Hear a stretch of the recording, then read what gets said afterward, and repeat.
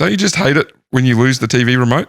Whether it's the annoyance of having to get up and walk to the TV to adjust the volume or change the channel, or searching through the couch cushions over and over again to find nothing but rubbish, crumbs, and kids' toys.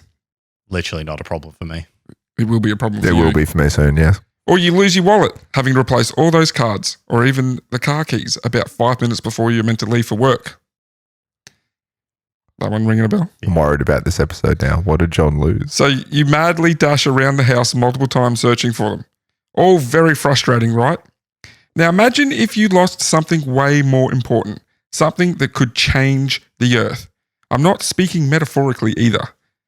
This episode, we're looking into the tales, that's right, plural, more than one, of when America lost a nuclear weapon.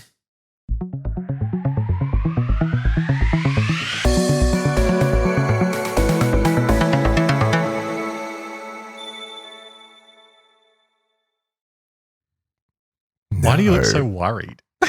That's a big thing. Yeah. That's an issue. That's an issue. Welcome big to issue. Cheeky Tales. I have so many tabs open for this one. Episode 75. Yeah.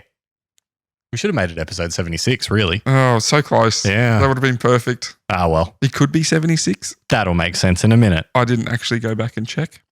Hang on, before we get into anything, I would like to bring an issue, as Sean just said, Issue. up.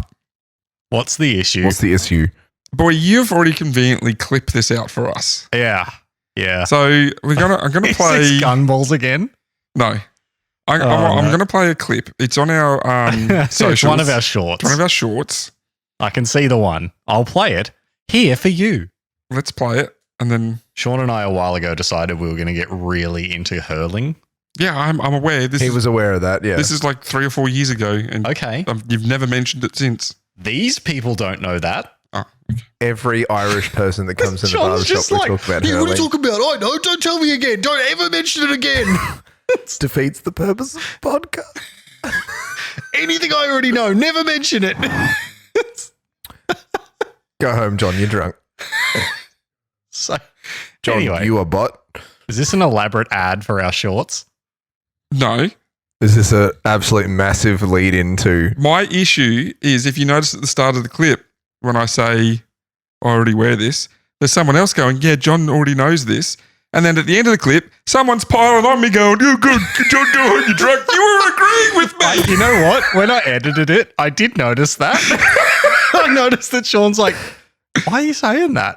Yeah, And then he turns 180 and he's on you. Yeah. He's like, oh, yeah, that's the whole purpose of the podcast, John. Go home, you're drunk. You agreed with me about the originally. hurling thing, but I You did... said, oh, yeah, John already knows. You were with me. I had an epiphany halfway through my ribbing that I was like, you know what? Hang on a minute. You weren't Hang on a ribbing me. minute. You were with me. And then you ribbed me. You betrayed me. I'd like to say that from the very beginning, I was against you. Yeah, I don't have a problem with you. I'm picking a bone with Sean. Turncoat. That is your last name, isn't it? Turncoat, Turnock. Well, turncoat, 2 iron, At it turnock. again. Two That's- irons, turncoat, 2 iron, turnock. turncoat, turnock. Did you see that little picture I did of you with that? Yes, I did. You Oh, changed that both here. of my hands to irons. I did. 2 iron. Anyway, like you said, bit of a cheeky plug for our shorts, but they've been very good lately, boy. Well done. I've been enjoying our shorts. Thank you to both of you for making the content easy to find. Okay, so back to this episode. For me personally, and probably a lot of people actually, thermonuclear weapons have been a hot topic lately. That's pretty funny. Mm. I see what you did there. No, it's not the early 60s with the threat of the world being obliterated by nukes. Instead, these weapons of mass destruction have been prevalent in pop culture. They have. And really, it's the blame of two brothers. For me, it started a couple of weeks ago when Oppenheimer came to Netflix. I was saying this today that like Oppenheimer was this massive thing. Everyone was talking about it. Barbenheimer, it won like best picture at the Oscars and everything. And it came to Netflix. You put it on, you're like, hey, Oppenheimer's pretty good, Yeah. hey? I'm like, yeah, boy. Yeah. Yeah, it is. It's really good. Well, I didn't get a chance to see it at the movies. And I saw it on 35mm film because, it's better That's that the way way. Chris Nolan wanted you to see it. Saw it on 70mm film. Sorry, it's even better. I saw it on 70mm film and I only had to ruin my knees once. The seats were too close and I couldn't Yeah. stretch my legs Oh, out. they were bad. Sorry, I didn't get a chance to go to the cinema, the theater, to see it. I was aware of the You were aware that it was a movie. it was a movie, but I was aware of the whole Oscars thing. Yeah. I'm one who start a yearly thing where the first chance I can, I want to watch whatever wins Picture of the Year. So I did that last year with Everything Everywhere All at Once, which is also a Still fantastic haven't movie. seen that. Yeah, neither have I actually. But I want to make it a thing that every year, whatever I'm going to make it a thing, like I'm watching this movie, it won Best Picture. So how that relates to Nukes, the people in the audience might know. They might know. It is about, it's like a biopic. Do you say biopic or biopic? Biopic. Actually, I say biopic because that annoys people. Okay. It's about the man who led the project who created the world's first atomic weapon. Well, led the project. That's what I said, about the man who led the project that created the world's first. Are you listening? Not really. Go home, Aaron, you're drunk. So, yeah, it's a fantastic movie. It's not even just the context of the movie, which was not so much about the creation of the weapon, all the other stuff. It was a lot of talking, which I thought was good. Well, this is the highest praise I've heard it given, was it's a 3-hour movie about a lot of meetings and talking. Yeah. And Doesn't feel like a 3-hour movie. everybody loves it. Yeah. Yeah. So if you haven't seen it, I recommend it. It's on Netflix. I can tell you, when you can't bend your legs, it feels like a 3-hour movie. Yeah, okay, fair enough. It did win a total of 7 awards, including Best Director. And the director is one half of our brothers that I mentioned earlier, Christopher Nolan. What is your favourite Christopher Nolan movie? Dark Knight. Dark Knight Rises? Or No, Dark Knight. Oh, yeah, Dark Knight. Yeah. Yep. Good I mean- choice. Yeah, I love that movie. Dark Knight Interstellar. Rises was too long. Interstellar. I actually haven't seen that. No, it's Oppenheimer. Oh, really? Yeah. I I just think it's so good. would have said Dark Knight as well. I think that is the very It's, good br- movie. it's brilliant. Yeah. I didn't like The Dark Knight Rises as much. No, not as much, but yeah. Yeah. Well, you got to remember some of the ones he's done is, like you said, Interstellar, Inception, Tenet, yeah, Inception. Memento. I did Tenet. I changed my answer. I forgot about Tenet. I love Tenet. He hasn't seen it. He's been trying to get me to watch it for like 3 You years. need to see it. Yeah. And you're going to have to watch it twice, at least 3 times. At least twice. But there's some of the earlier stuff that I haven't seen, but a lot of people talk about it, like Memento and is it Insom? Yes. I've always wanted to watch it because they bring it up in Brooklyn Nine-Nine, and Pimento, which rhymes with Memento, hasn't seen the movie, but he remembers finding Dory. And they go on and on and on about how he remembers it's the Finding Dory disease, but he doesn't know Memento. Yeah, right. Yes. Well, like I said, Chris is one half of our brothers. Yeah. The other half is Jonathan Nolan, and he is having current success with the TV show Fallout. Fallout. War never changes. He is the executive producer on all 8 episodes and directed 3 of them. I'd like to re-roll and go, War. It's pretty the same, hey? He's also been a writer for a few of his brother's movies as well. I believe he wrote Memento. That's Interesting. it. I've had enough of this conversation because I want to talk about Fallout. Love the show. I've had the best week watching it. Can you stop for No. a second? Let me read. Boy, I know you're a bit of a fan of this Fallout franchise. Want to give our audience a quick brief on the premise of the show? I'm a No spoilers. massive Fallout fan. There's probably 1/4 of my Fallout merch in this room right now. The rest of it is elsewhere. I've got all the games. 2 of the objects in this room I have a huge problem with. And here is Bree in Aaron's full set of power armor about to walk. Too bad she's not in frame. Why aren't you wearing your Vault suit? Yeah, it's in the dry cleaners. So Fallout is a series of games. It's about 1, 2, 3, 4. New Vegas, 76. 76, 7. Tactics. Brotherhood of Steel. Yeah, that's not canon. Doesn't matter. There's about 8 games. I think, and now the TV show on top of that. The premise of Fallout is what if we had gotten to the point of nuclear war? So it starts changing from the real timeline in like the 50s and 60s when they would have developed the microchip or the. It was when America made the decision not to go into Vietnam. That was where it deviated. And it goes along to the point where nobody knows who, but someone set off the nukes, destroyed the world, and there's only a certain number of vaults left that have people in them. Well, it was China and America nuked. Yeah, but they don't know who nuked. But who nuked first? Yeah. But essentially the vaults are like all experiments and the games are like, oh, let's go out into the wasteland and do stuff. Usually it's like, let's save the vault somehow. Fantastic series. Love it to death. And the TV show, mwah, chef's kiss, spot on. You were very concerned I was, yeah. about 3 days before the show came out. Yeah, I think I said to you, "Oh." I don't want it to be bad. Yeah, he's like, I don't know if I want to watch it. I don't want it to be bad. And it has exceeded expectations. It's so good. They've nailed it. And I don't think you have to be a fan of the. I don't think you have to be a pre-existing fan of the. Oh, you did that on camera. Did you see? Yeah. I was having late lunch, early dinner with a friend yesterday who watched the whole series and liked it and has never once played the game. So I go into my cabinet. I said, do you have a PlayStation 4? He goes, yes. I said, here you go. Here's Fallout 4 on PlayStation 4. Oh, he's going to have the best and time. I just gave him the disc. I said he's to gonna Aaron have the best time. earlier, I said, you can watch the TV show without playing any of the games and be perfectly fine.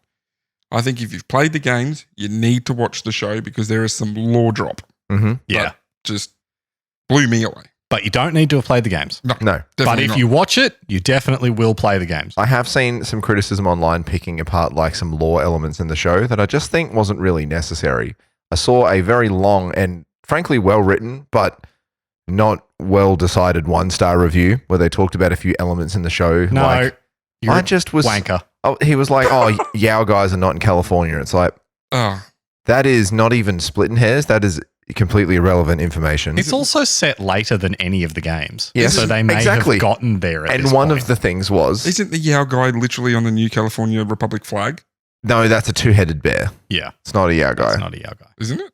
No. Is it a spoiler if I talk about the dog in the TV show? Yeah, a little bit.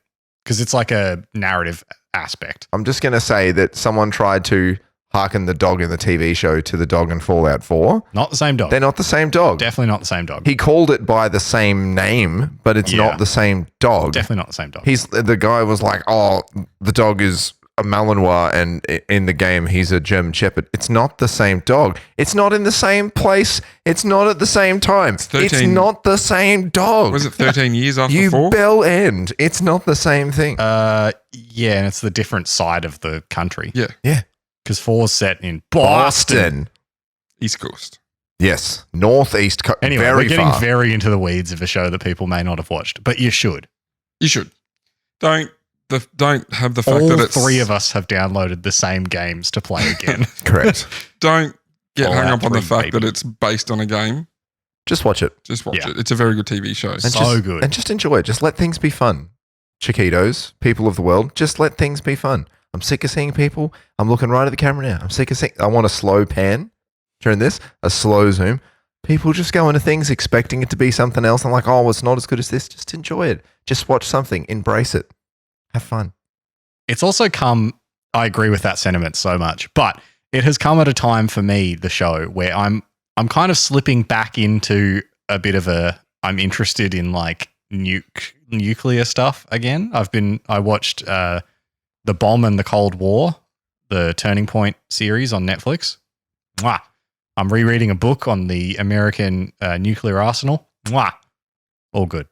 The book is called Command and Control, and it's written by Eric Schlosser. Well, yous both can help me out. Denver Broncos. Aaron with his newfound knowledge and Sean with these many tabs. many tabs. Many tabs. Fallout 1. We Fallout 2. haven't even gotten into the story yet. I have 5 tabs open. Real world nuclear weapons. Are we going to talk about SAC? Strategic Arms Control. It's just got the best acronym. SAC. Potentially. Who wants to give me a quick rundown on what a nuclear weapon is? It's a big daddy bomb. It uses nuclear fusion or fission to generate energy, which is explosively released. A nuclear weapon is an explosive device that derives its destructive force from nuclear reactions, either from fission or a combination of fission and fusion reactions, which is a thermonuclear bomb, producing a nuclear explosion. Both bomb types release large quantities of energy from relatively small amounts of matter. The first test of it, not important. I just wanted that types. Fission fusion definition. All Splitting or fusing atoms. fission weapons. All existing nuclear weapons derive some of their explosive energy from nuclear fission reactions. Weapons whose explosive output is exclusively from fission reactions are commonly referred to as atomic bombs or A-bombs or atom bombs. Long been noted as something of a misnomer, as their energy actually comes from the nucleus of the atom, just as it does in fusion weapons. In fission weapons, a mass of a fissile material, enriched uranium or plutonium, is forced into supercriticality, allowing an exponential growth of nuclear chain reactions, either by shooting one piece of subcritical material into another, or by compression of the subcritical sphere or cylinder of fission material. I need to finish. I don't Thank think you do, actually. Then speed it up and cut it, make me sound like a chipmunk. Using or by compression of a subcritical sphere or cylinder of fission material using chemically fueled explosive lenses. The latter approach, the implosion method, is more sophisticated, more efficient, smaller, less massive, and requiring less of an expensive fission fuel than the former. Fusion. The other basic type of nuclear weapon produces a large proportion of its energy in nuclear fusion reactions. Such fusion weapons are generally referred to as thermonuclear weapons, or more colloquially as hydrogen bombs, abbreviated as H-bombs, and they rely on fusion reactions between isotopes of hydrogen, deuterium or tritium. All such weapons derive a significant portion of their energy from fission reactions used to trigger fusion reactions, and fusion reactions can themselves trigger additional fission reactions. Thank you. Only 6 countries. I'm good. I'm going to get to the countries. So how about the total number of nuclear warheads in the world today? Guesses? 2,500. Not you, because you've probably got it on your screen. probably got it. 2,500. Incorrect. 4,000. 3. Incorrect. 28,000. Incorrect. Oh. In between 13,080 warheads are currently in the world. This is drastically lower than the 40 odd years ago during the Cold War peak, which was about 70,000 warheads, which were all nearly split between the US and the Soviet Union. One of my favorite Cold War stories is when the US finally managed to get like accurate data on the Soviets and how many missiles they had. They had thought that they were in a deficit of like the missile gap is something you hear all the time. It's like the deficit between the US and the Soviets. And they found out they actually had like 4 times more than the Soviets. And they were like, ooh, whoops. We've been spending a lot of money on this. There was a treaty called START 2. Did I add an extra T in there? I think it's STAR 2. Anyway, it limits both the US and Russia to only having a maximum of 1,550 of these warheads actively deployed. We'll quickly go through a rundown of countries and their stockpiles. Russia has the most, with 6,257 total and 1,458 deployed. The US is next with a total of 5,550 and 1,389 deployed. The rest of the countries have none deployed, so all these numbers are just how many they have. China has 350, France has 290, the UK 225, Pakistan 165, India 156, Israel 90, and North Korea 50. That is a breakdown of all nuclear weapons in the world. Only twice has nuclear weapons been used during war, and then that wasn't a test, and I don't really think I need to explain when that was. But if you don't know, it was World War II, Hiroshima. I don't think I need to explain. No. It was in Nagasaki. 1942. Yeah. Was it 42? 45. 45. 45. One more atom of information. Nice one. Thank you. Before we get into the meat and potatoes of this fortnight's tale. What?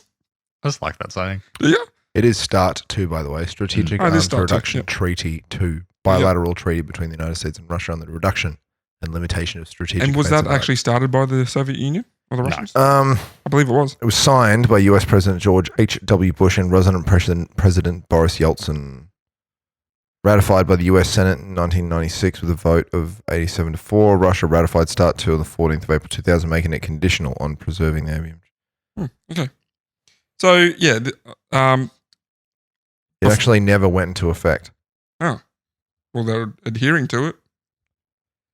So before we get into the lost tales, I'm going to talk about the most powerful thermonuclear bomb ever created. Tsar Bomba. The Tsar Bomba. Let's dig into some stats of it. Fantastic name. Because I love some stats. Is it King Bomb? Emperor of Bombs. Wow. You were on that. On that straight away. Jeez. Let's dig into some stats. Did you know that was coming up? Nah. Wow. Because I love me some stats. He does love some stats. The bomb weighed 27 tons. Lay bomb. And was 8 meters long by 21 meters wide. It was so large that the plane carrying it had to have its bomb bay doors and fuselage fuel tanks removed. Attached to the bomb was an 800 kilogram parachute. That's not 800 kilo parachute. Yeah, that's not how much it can parachute. That is the weight of the parachute. That's a lot of fabric. It's many parachute. When the canopy was opened, it had an area of 1,600 square meters. 400 by 400, 1,600 square meters. Yep. I feel like you big. know this information. Yeah. So it was meant to slow the bomb down enough to let the release and the observer planes, give them enough time to fly about 45 kilometers away, which in turn gave them about a 50% survival rate. 50%? 50%. Yawn counter number 2. 50%. Senor cheese. And that was their best option. It wasn't just whatever. They're doing this is it's only 50%. Yeah. So it detonated 4.5 kilometers above the ground at 11:32 at local time on October 30th, 1961. So they thought the fireball would reach the ground, but the bomb's own shockwave bouncing off the ground stopped that from happening. Gee. So, this is a big boy. Oh, it's an uncomfortably big bomb. The fireball, though, was 8 kilometers wide and nearly reached the altitude of the release planes, which was 10.5 kilometers. It could be seen from 1,000 kilometers away. The mushroom cloud got to 67 kilometers high, which is 8 times the height of Mount Everest, and had a peak width of 97 kilometers. It's too big. That's so big. That's large. It's big. So that height, the actual top of the mushroom cloud, got to the stratosphere. Didn't quite get to the what was the next one? The ionosphere or the mesosphere? Mesosphere. So the cloud was in outer space. Not outer space, but the cloud got to space. Yeah. That's crazy. They didn't need that. The bomb yield was projected at 58 megatons, but it was actually a couple years later reduced to 50 megatons. Oh. They lost 8 megatons off their estimate. 50 many tons. 50 megatons is what, 50,000? I don't know. Well, the population of megaton is about 30. 50,000 tons of TNT. Fallout plug. I think it's 50 million. Right. So 50 million. Because kilo is 1,000. Yep. So it's equal to 50 million tons of TNT. Oh, that's so much. It's too much. Up until then, the largest nuclear explosion was 15 megatons, and since, I believe, the largest has been 25. So of all the nukes ever fired, this thing is twice as big as the second place. No, that was my third yawn counter. That's just for cheesy. Well, you're giving him the forks. A few more facts. The seismic wave in the Earth's crust, as well as the shock wave, circled the Earth 3 times.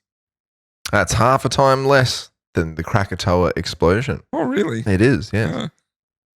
Wow. That's pretty cool. Something natural is as big, equal to 50 megatons, pretty much. Because Krakatoa was huge.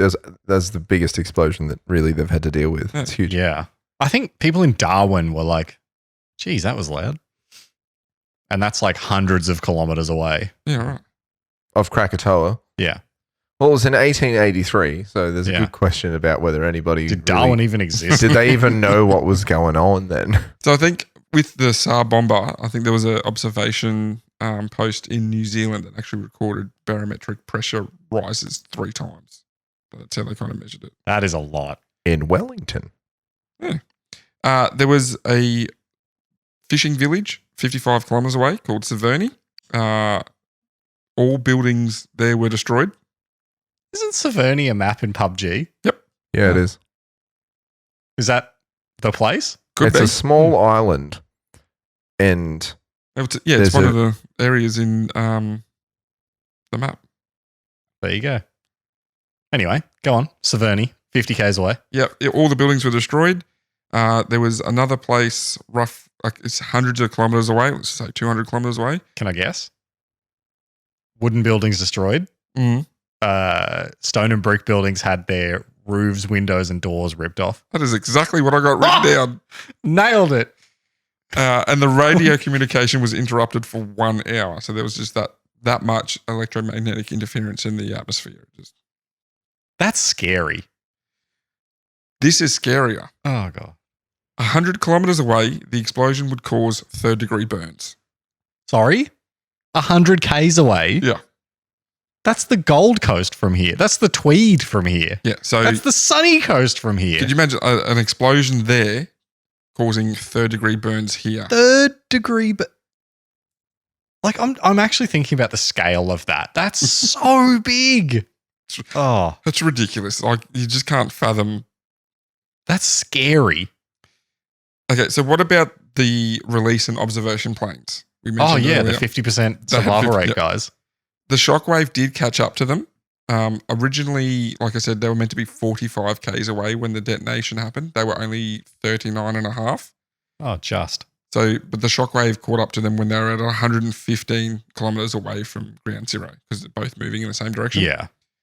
The shockwave caused the planes to drop 1 kilometer. Oh boy. They started at 10 and a half. So I'm assuming once they got the planes back under control, they were at 9 k's. And they were able to land safely. Oh, that freaks me out.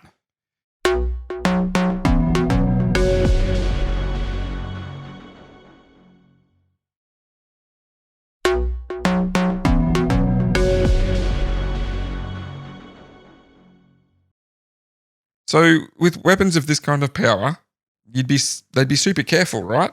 You would want to think so, yeah. So between 1950 and 1980, there have been 32 documented nuclear weapon accidents that involve the unexpected accidental launching, firing, detonating, theft, or loss of the weapon.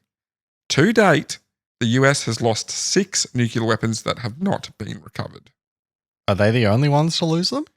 No, there are. Oh boy. I believe the Soviets have lost some, but I pretty much only cover. And you US said that was incidents. until 1980. Yeah, so there's a 30-year gap. There was 32 of these events. Has there been any lost since then? Not lost, but there have been incidents. Oh. So it happens so often. There's actual term for it. Yeah. The term is a broken arrow event. I don't like that. The oldest known missing weapon is from February 13th, 1950. That's 74 years. And it is most likely not going to be found anytime soon. 1950. Yep. So they'd used nuclear weapons just 5 years before for the first time, and they're already losing them, And having a they've lo- whoopsie. They've lost one that's never been recovered 5 years after the create. I don't like that. So what happened in this one, a B-36 was en route from Edelston Air Base to Castle Air Base on a simulated combat mission, and after 6 hours of flight, started having mechanical issues and had to shut down 3 engines. Out of a total of 4 engines, not great. Not wanting to crash with a nuclear weapon on board, they ditched the 30 kiloton Mark IV Fat Man bomb into Fat bomb. Fat bomb. The 30 kiloton Mark IV Fat Man bomb into the Pacific Ocean. 30 kiloton. Yes. A little bit smaller than the SAR bomber. Yeah, but I mean, it's still 30 kilotons of destruction. It's still a large explosion, yes. Much more than what they used on Hiroshima and Nagasaki. What were those sizes? Was it twice as big as those ones?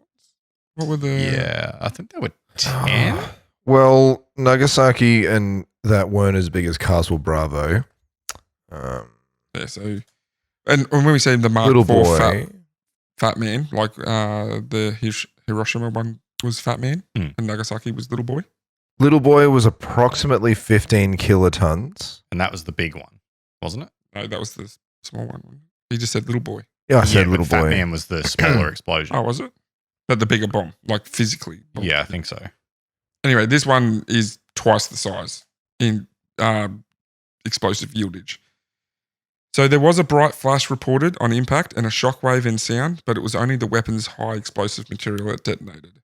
The bomb didn't contain the plutonium core necessary for nuclear detonation, but still contained a substantial amount of uranium. See, that makes me angry.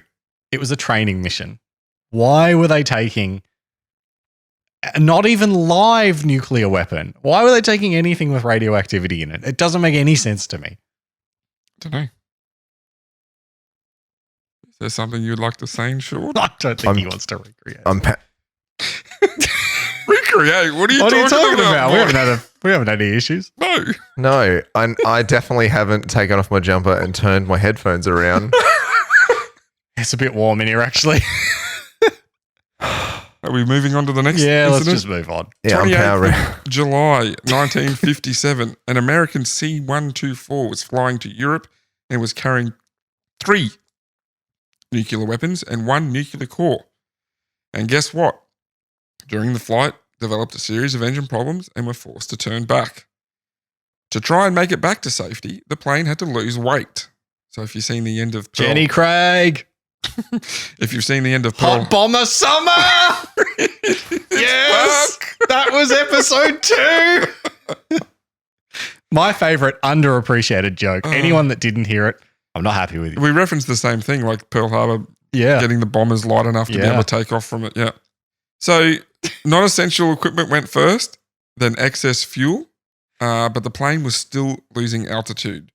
And with the plane still losing height, the decision was made to ditch the atomic payload. And about 160 kilometers off the coast of New Jersey, That's what I do every morning. after a coffee, they did it. The C-124 and crew made a safe landing at an Atlantic airport with 1 weapon remaining on board and the nuclear capsule as well. So the 2 weapons they ditched are still missing somewhere off the New Jersey coastline. I mean, it would be like 50 years ago. Right? It's like 70 years ago now, almost. Yeah, this is It's 57. kind of scary. They're still out there. They're still out there. But No, I guess I how are you going to find them? I did read that they were not causing like damage to the environment. How do they know that? Well, they're not leaking radiation because that's how they find. Oh, okay. Yeah, right. That's how they find the ones that they have found is they trace the radiation. Yeah, okay. The Thai B incident. You know the most depressing thing about this Tybee incident thing? What? I have just get your bleep button. I have so many mother tabs open. And of all the incidents so far, I haven't even gotten those ones open. I've still got all these other tabs of all these other incidences open. And now we've finally reached one that I have. That's like, it should not be. It should not be the case that they have these weapons that can destroy cities. And we're like, which one is it? Which of how many tabs have you got open? Is it like 8 or 10? And we're not sure. 1, 2, 3, 4, 5, 6, 7, 8, 9, 10 tabs. And we're here like, is it one of those? You're like, no. Once we finish, I'll get my history up and I'll go to one of the reference pages I was using and I'll just scroll through for you so you can just see Not good. how not great it is. So the Tybee incident, it took place on February 5, 1958. There was a mid-air collision between an F-86 fighter and a B-47 bomber. Come on. The bomber was carrying a Mark 15 nuclear bomb, a bomb capable of a 1.69 Nice. megaton yield. The bomb was jettisoned into the waters off Tybee Island near Savannah, Georgia. It has never been found, but in 2004, it was claimed that the resting spot had been narrowed down to the size of a football field. Oh, cool. How have they not found it? I don't know. Keep looking. Was there anything else Yeah, you wanted to just- add to that, Sean? Because that's pretty much all I thought was interesting. It was a really dramatic breath. I've got nuclear fatigue. This is really making me realize how how likely the Fallout world is. Well, was. Well, is. It could still happen. Okay, so this is the one I think is probably the worst. Okay. It is. Yeah, no, it's got an unrecovered tech part to it. In the early morning of January 24th, 1961, the start of the year is not a great time for nuclear weapons. it's not. A B-52 Stratus Fortress was flying over Goldsboro, North Carolina on an insurance This is the policy patrol, meaning in case of surprise nuclear attack from the Soviets, they were ready to counterattack. During routine mid-air refueling, the refueler plane notified the B-52 crew that there was a fuel leak and aborted the refueling. There was a major structural failing beginning in the right wing of the B-52. Oh, boy. The B-52 was ordered to return to base, but on the approach and the descent, the pilots lost control of the plane and bailed out. Shortly after the crew abandoned the plane, it began to break up while still in the air, and the two nuclear weapons it was carrying separated from the aircraft, with one of the bombs safely parachuting to the ground, even getting snagged on a tree, with military recovery crews finding it quickly. Real cute. It's real cute. Sitting there with Oh, there's a picture of it. Yes, cute little parachute. Oh, really? There's a picture of it? Just nice little Mark 39 nuclear weapon. Just I didn't actually. just chilling. Oh, look at it just hanging there. out. Did Aw. I don't think I said how big of an explosion the Mark 39 is. Well- at the end of the story, we'll give it to me. Yep. An actual Mark 39 or that Mark 39? Just go with that one. Yeah. Anyway. The other, Yeah. were they both Mark 39s? Let's say they were. Yeah. The other Mark 39, Question mark. the parachute failed, Mm. causing it to slam into the swampy, muddy field. And it took about a week to dig up all the parts as it broke up when it impacted the ground. On studying the bomb, 6 out of 7 automatic activation sequences, 6 out of the 7 automatic activation sequence steps had been completed, meaning it was very close to detonating. Oh, so it was like one thing away. Only one trigger stopped the blast, and that was a switch that was set to arm, yet it still failed to explode. Oh, boy. What was the size of this bomb? What's the size of this? What yield is this bomb? 30. I'm kidding. It's 3.8 kilotons. Megatons. 3.8 megatons. 3.8 Oh. megatons. That's enough to wipe out a city. If a thermonuclear explosion occurred at 3.8 megatons in North Carolina, Yeah. lethal fallout could have been deposited over Washington, Baltimore, Philly, and as far north as New York City. Oh, man. Is that like 25% of the US population or something? Could be, yeah. Oh. Not all of this bomb was recovered. Yep, this is the one I was thinking of. The secondary core remains buried in the earth, Yeah. possibly up to 60 meters deep. Yeah. I've seen pictures of the field. There's like a bit they like fenced off. They're like, don't ever go in here. It's believed this core is made up mostly of non-weapon grade uranium-238 and weapons-grade uranium-235. The US Army would purchase a circular piece of land where this lost component is, not allowing buildings to be built, Yeah. but farming is allowed. Around it. Yeah.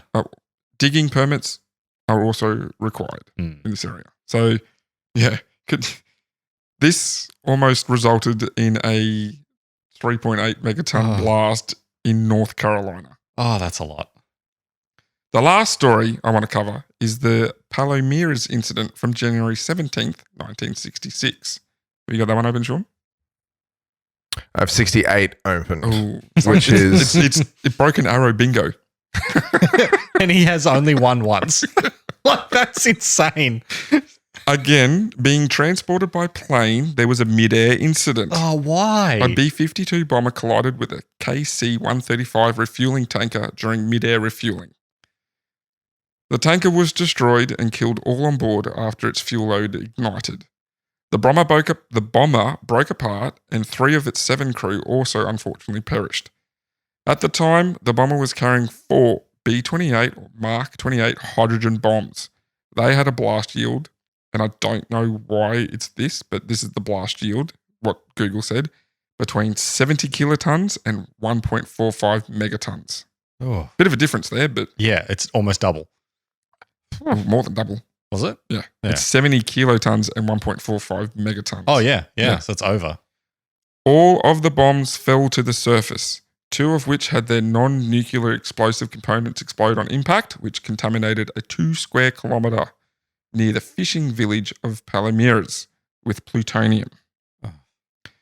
One of the bombs was recovered intact, embedded in a riverbed, and the 4th, only the parachute tail plate was recovered. Only the tail. Only the tail. Oh. It is believed that the parachute deployed and it was blown out to sea. A US naval fleet was assembled to search for the missing bomb, and it included 29 ships. As well as, on one day, the aircraft carrier USS Florestal and members of the 6th Fleet anchored at Palmeiras for half a day. 80 days after the crash, the bomb was discovered. Oh. It sat in an unexplored section of the Rio El Menorza Canyon on a 70-degree slope at a depth of 780 meters. During the first recovery attempt, the bomb was being brought to the surface, but was dropped. One of the lifting cables on the USS Hoist, appropriate name for that ship, Yeah. snapped and caused a pipe to swing across the deck. Carl Brashnier, a US Navy diver, darted across to push a shipmate out of danger. Unfortunately, the object struck Carl's left leg just below the knee, nearly taking it clean off. Oh. The impact was so forceful it lifted him into the air, nearly knocking him overboard, but he landed back onto the deck and was airlifted to USAF Hospital at Wiesbaden Air Base in Germany. USAF. Yeah, USAF. Yeah, USAF, but Yeah. US is fuck. Eventually, due to infection and persistent necrosis, his lower left leg was amputated. He remained in the Navy during his recovery and was assigned to a diving school about 2 years later. He did, after a long struggle, become the first amputee to be recertified as a US Navy diver, and in 1970, he possibly became the first African-American master diver and served another 9 years. I say possibly because there's some conjecture between one other bloke and him, who was the first African-American master diver. But yeah. I'm just including this story because it was a lost nuke and this guy's had his leg taken off and was the first amputee to be recertified, which is pretty cool. Carl was motivated by his beliefs, and he's quoted in saying, "It's not a sin to get knocked down, it's a sin to stay down." For his actions on the USS Hoist, he did receive a Navy and Marine Corps Medal citation, and in 2000 was presented with the Secretary of Defense Medal for Outstanding Public Service for his 42 years of both military and federal civilian service. It was presented to him by Cuba Gooding Jr., who portrayed Carl in the 2000 film Men of Honor. Cool. That's really cool. Yeah, back to the drop nuke. It was located again 2 weeks later, and it had sunk back down, this time to a depth of 880 meters. During the second recovery, an unmanned torpedo recovery vehicle, the Curve 1, became entangled in the weapon's parachute, and both the unmanned submersible and the bomb were brought to 30 meters below the surface so divers could untangle them. It seems like it's like a comedy show. Yeah, it's like, just one after another things happening with this bomb. Now it's all tied up. Like it's. It was eventually brought back to the US. This one isn't still missing. Just thought I'd include it because of all the times it was dropped. Just a silly, like, whoops, Yeah. whoops. The Soviets, as you asked before, lost quite a few nuclear submarines, Yeah. both nuclear powered and had nuclear weapons on board. The Kursk is probably like the most famous one. Yep, I saw stories of there was one in the late 60s, one in the 70s, and 2 in the 80s. Yeah. I know accidents happen, and in the 50s to 80s, we heard earlier there were way more nukes floating around out there than there are now. Yeah. But I just find it amazing that there are so many stories of stuff going wrong with these things that have the potential to cause so much damage. So scary. Oh, boy. So anyway, go watch Oppenheimer or Fallout or both. Yeah. Watch Fallout and realize how close we got to that. Yeah, that North Because Carolina any one. of those ones, like anything that goes wrong could trigger a war. Like that bomb goes off. in Somebody North doesn't know. Carolina. Yeah, If that goes off, somebody doesn't know that that's an an accident. accident, fires one off to the Russians. The Russians fire one back at us and it's on. Do you want to Ugh. know what's extra funny about the 1966 incident? What? Which one was that? Sorry. The 1966 Palomares Oh, incident. yes. Yep. The guy that saw it enter the water. I did leave a fair bit out. But Yeah. Francisco Simo Orts, popularly known since as Paco el de la Bomba or Bomb Paco or Bomb Frankie, witnessed the bomb entering the water at a certain location. Simo Orts was hired by the US Air Force to assist in the search for the operation. The continuing search goes on. Once the bomb was located, Simo Orts appeared at the United States District Court for the Southern District of New York with his lawyer, Herbert Brownell, former Attorney General of the United States under President Dwight D. Eisenhower, claiming salvage rights Oh, yeah. This is on what the I left out. recovered bomb. Wow. According to Dr. Craven, it is customary maritime law that the person who identifies the location of a ship to be salved has the right to salvage award if the identification leads to successful recovery. The amount is nominal, usually 1% to 2%, sometimes a bit more, of the intrinsic value to the owner of the thing salved. But the thing salved off Palomares was a thermonuclear bomb. The same bomb valued by no less an authority than the Secretary of Defense at $2 billion, each percent of which is $20 million. Yeah. The Air Force settled out of court for an undisclosed sum. And years later, Simo Orts was heard to complain that the Americans had promised him financial compensation, but had not kept their promise. Yeah, that figures. Yes. Yeah, I left all that out. Scary stuff, boy. Hang on. I'm just trying to bring it up. That was scary stuff. You don't know Yeah. what to say. I don't know what to say after that because I know a couple of those, but It was every single one of them What is was- like, what? it was doing? earth shaking. What was the one you were thinking of? It was those. Okay. One of the ones was they lost it in the water and they're just like, I don't know where it is now. That's. But I didn't more- realize there was like half of them. There's so many of them. They're just like, But the one in the field is the one that's always struck out to me. Like they literally know where it is, but they can't get it. So they're like, just don't go there. and you were unaware of how close it was to detonating. Yeah. I did know that. I just thought it was another incident, which is scary in itself. This is the page I was using. Broken Arrow events. Yeah. Just let me scroll down. Yeah, good scroll. Oh, it's too much. That's the 1950s. Now we're in the 60s.